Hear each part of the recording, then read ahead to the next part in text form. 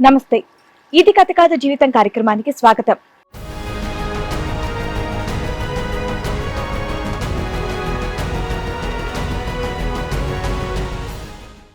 నాకు ఇట ఏం వ్యసనాలు లేవు మేడం, అసలు తిరగడాలు ఏం లేవు. తాగడాలు, సిగరెట్ ఏమీ లేదు. ఓకే. ఇంట్లో వాళ్ళు నాకు పెళ్లి చేశారు. ఓకే, పెళ్ళయింది మీకు? పిల్లలు? పిల్లలు లేదు మేడం. ఇంకా లేరు. ఓకే. అంటే నాకు పుట్టలేదు, మా ఆవిడ పుట్టారు. ఓ, మీకు పిల్లలు లేరు, మీ ఆవిడకి పిల్లలు ఉన్నారు. ఇప్పుడు ఆ సమస్యతో వచ్చారు. అవును మేడం.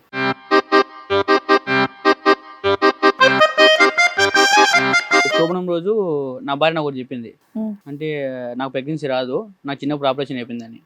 మరి అప్పుడు మీరు బయటకు వచ్చి అది చాలా పెద్ద ఇష్యూ కదా.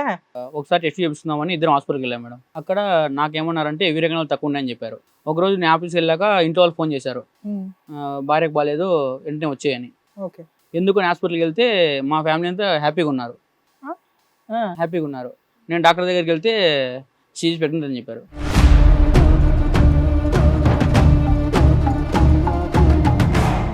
మీరు షాక్ అయ్యారా, మీరు హ్యాపీ ఫీల్ అయ్యారా?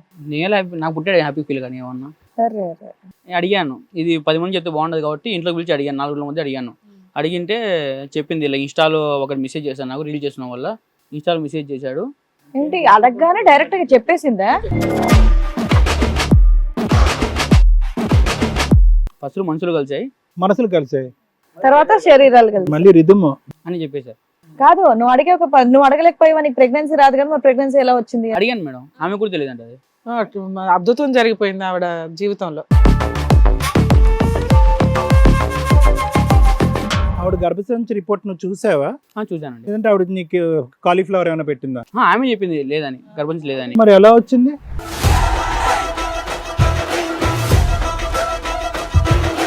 అతను పెళ్లి చేసుకుని అంటున్నారు అసలు ఆమెని.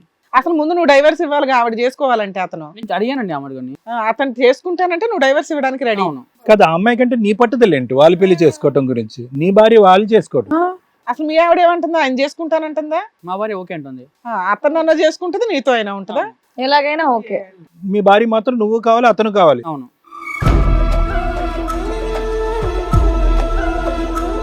బోర్ కొట్టేశాడా 2 years కి? లేదు, అనుకోకుండా అలా దగ్గర అయిపోయాను. అనుకోకుండా దగ్గర అవడం ఏంటమ్మా? అనుకోకుండా అనేది అతను అనలేదు, సీక్వెన్స్ రిధమ్ బాగా కలిసింది సార్. ఫస్ట్ మనసులు కలిసినాయి, తర్వాత శరీరాలు కలిసినాయి అని చెప్పాడు అతను. ఎలా కలిసారు మీరు ఇద్దరు? ఆయన ఎక్కడ ఉంటాడు, మీరు ఎక్కడ ఉంటారు? ఏం అనుకోకుండా అంటే ఒక బయట వ్యక్తి కలవాలి అన్న మీ ఇంటికి వచ్చాడా, మీరేమో హోటల్ బుక్ మా ఇంటికే చేసుకున్నారు? వచ్చారు.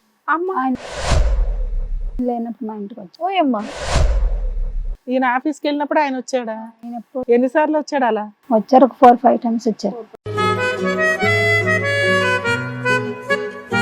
వాళ్ళు పెళ్లి చేసుకుంటారా ఏం చేసుకుంటారా అనేది ఆల్రెడీ మొదలైంది, కార్యక్రమం నడుస్తూనే ఉంటది. వాళ్ళు పెళ్లి చేసుకున్నా చేసుకోకపోయినా వాళ్ళ పెళ్లి గురించి నీకింత తాపత్రయం ఎందుకు? ఈవిడ వదలటలేదు కదా సార్. నీ భార్య నుంచి విముక్తిగా వాళ్ళు పెళ్లి చేసుకుంటారా డాన్స్ చేస్తారా అనేది నీకు అనవసరం.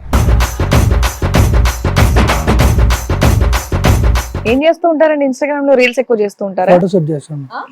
ఫోటో షూట్ చేస్తూ ఉంటారా? అచ్చా అచ్చా అచ్చా. పెళ్ళైన ఆడవాళ్ళనా పెళ్లి కాని ఆడవాళ్ళ? పెళ్లి కాను. మరి పెళ్ళైంది కదా, మరి ఆవిడకి పెళ్ళైంది కదా. బాగుందని మెసేజ్ చేసాను. ఇన్స్టాలో టిప్స్ చెప్తా అంటే కలిసి. ఏం టిప్స్? ప్రెగ్నెన్సీ టిప్సా? ఆ హెల్దీగానే పిల్లలు కన్నారా? సెక్సాలజిస్ట్ లో ఉన్నావు నువ్వు.